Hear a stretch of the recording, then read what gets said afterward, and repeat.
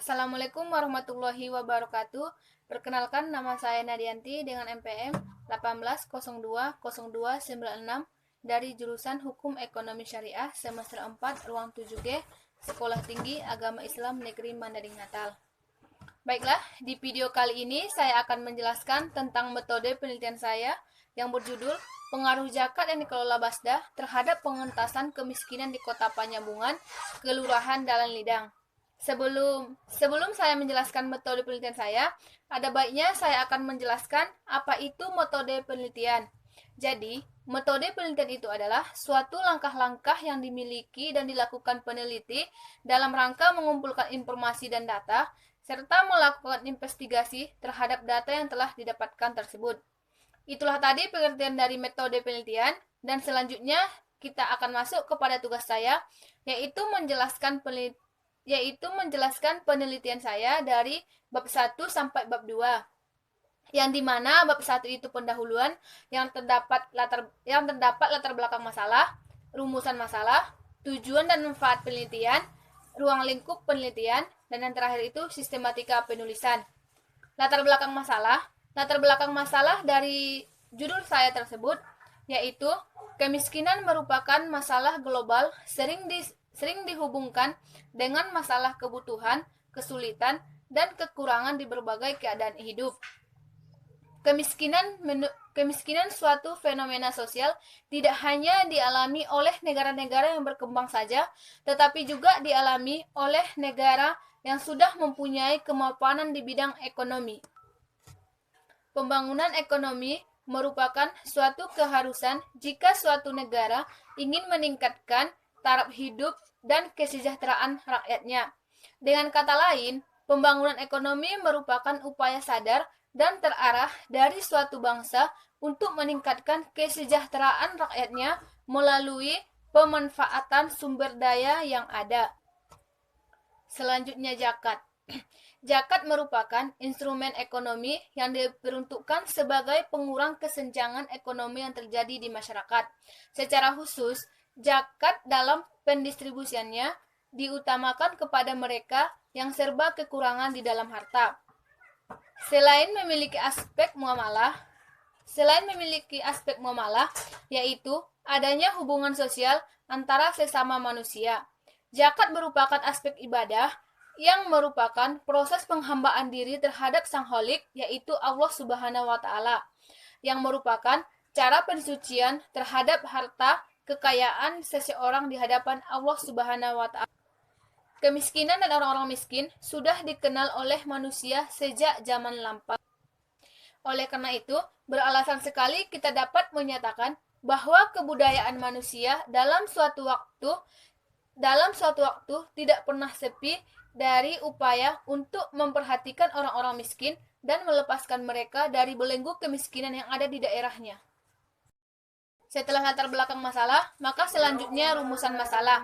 Rumusan masalah adalah upaya untuk menyatakan secara tersurat pernyataan-pernyataan apa saja yang ingin kita cari jawabannya.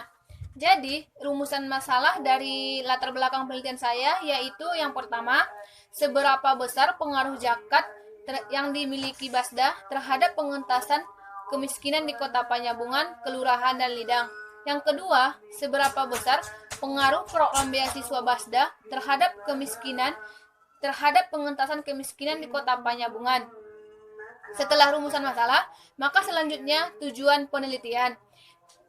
Tujuan penelitian ini diambil dari rumusan masalah. Jadi, tujuan penelitian yang pertama yaitu untuk mengetahui seberapa besar pengaruh dana zakat yang dimiliki Basda terhadap pengentasan kemiskinan di Kota Panyabungan, Kelurahan dan Lidang.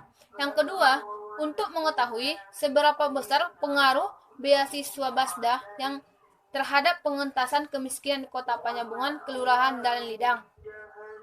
Setelah tujuan penelitian, maka selanjutnya manfaat penelitian, yang dimana manfaat penelitian ini ada dua manfaat. Yang pertama, manfaat teoritis, yang kedua, manfaat praktis. Manfaat teoritis yaitu hasil penelitian ini diharapkan dapat memberi sumbangsih terhadap teori-teori dan metode dalam kajian ilmu pengetahuan. Yang kedua itu manfaat praktis, yang dimana manfaat praktis ini terdiri dari 3 bagian. Yang pertama, manfaat bagi penulis. Yang kedua, manfaat bagi instansi terkait. Yang ketiga, manfaat bagi dunia ilmu pengetahuan. Jadi, manfaatnya bagi penulis yaitu hasil penelitian ini dapat menambah wawasan dan pengetahuan tentang masalah yang diteliti. Selain itu, sebagai wujud nyata penerapan teori-teori yang terima di bangku kuliah, serta dapat membandingkan antara teori dan praktek yang akan dilaksanakan di lapangan. Itulah tadi manfaatnya bagi penulis, dan selanjutnya manfaat bagi instansi terkait. Manfaat bagi instansi terkait merupakan suatu informasi sebagai bahan pertimbangan dalam menentukan kebijakan yang akan diambil, khususnya kebijakan yang berhubungan dengan permasalahan pengaruh zakat dan kelola Basda terhadap pengentasan kemiskinan di Kota Panyabungan. Selanjutnya, manfaat bagi dunia ilmu pengetahuan. Penelitian ini dapat dijadikan sebagai sumbangan ilmu pengetahuan bagi kalangan akademis dan sebagai bahan referensi bagi peneliti yang ingin meneliti yang berhubungan dengan pengaruh zakat dan kelola Basda terhadap pengentasan kemiskinan di masa yang akan datang. Setelah manfaat penelitian, selanjutnya itu ruang lingkup penelitian, yang dimana ruang lingkup penelitian ini pembahasan kita mengenai judul tersebut, seperti saya, pengaruh zakat dan kelola Basda terhadap pengentasan kemiskinan di Kota Panyabungan, Kelurahan dan Lidang. Jadi, pembahasan saya di ruang lingkup itu hanya membahas tentang pengaruh zakat aja. Misalnya saya ambil waktunya dari tahun 2011 sampai 2013. Jadi pembahasannya hanya di tahun 2011 sampai 2013 saja. Baiklah, selanjutnya sistematika penulisan, yang dimana sistematika penulisan ini mencantumkan bab 1 sampai bab 5. Dan yang dicantumkan itu bagian-bagian yang penting saja, seperti bab 1 pendahuluan, yang terdapat latar belakang masalah, rumusan masalah, tujuan dan manfaat penelitian, ruang lingkup penelitian, dan sistematika penulisan. Kemudian di bab 2, kajian teori atau penelitian terdahulu. Bab 3, metode penelitian. Bab 4, gambaran umum, dan bab 5, kesimpulan. Tadi penjelasan di bab 1, dan selanjutnya kita masuk kepada bab 2, yaitu kajian teori. Yang pertama itu definisi zakat. Secara etimologi, kata zakat tersebut berarti bersih, bertambah, dan bertumbuh. Jika dikatakan bahwa tanaman itu zakat, artinya ia tumbuh dan kemudian bertambah pertumbuhannya. Kata zakat juga bisa berarti suci, sebab pengeluaran harta dilakukan dalam keadaan ikhlas dan sesuai dengan tuntunan agama, dapat mensucikan jiwa, dapat mensucikan harta dan jiwa seseorang bagi mengeluarkan zakatnya. Selanjutnya macam-macam zakat. Yang pertama zakat fitrah, yang kedua zakat mal. Kemudian orang-orang yang berhak menerima zakat, yang pertama fakir, yang kedua miskin, yang ketiga amil, yang keempat mualaf, yang kelima hamba sahaya, yang keenam gorim, yang ketujuh Ibnu Sabil, yang kedelapan Fisabilillah. Kemudian manfaat zakat, yang pertama membersihkan harta dan jiwa, yang kedua sarana pengendalian diri, yang ketiga melatih akhlak yang mulia, yang keempat melatih pengelolaan keuangan, yang kelima membantu orang-orang miskin. Selanjutnya definisi kemiskinan. Kemiskinan menurut pengertian konvensional merupakan pendapatan dari suatu kelompok masyarakat yang berada di garis bawah kemiskinan. Oleh karena itu, seringkali berbagai upaya pengentasan kemiskinan hanya berorientasi pada peningkatan pendapatan kelompok masyarakat miskin.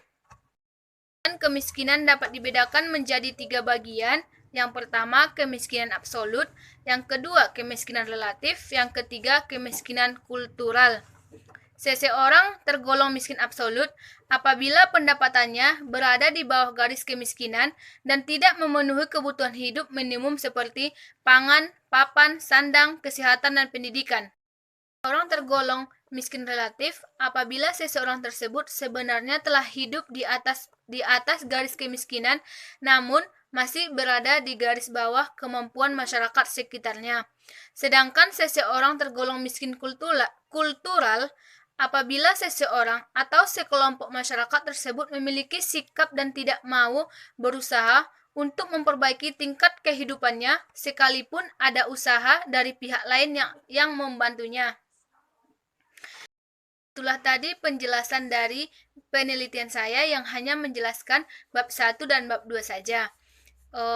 Jika ada penyampaian yang kurang mengenakan di hati para pendengar, saya pribadi mohon maaf sebesar-besarnya kepada teman-teman. Tadi saya awali dengan salam, sekarang saya akhiri dengan salam. Wassalamualaikum warahmatullahi wabarakatuh.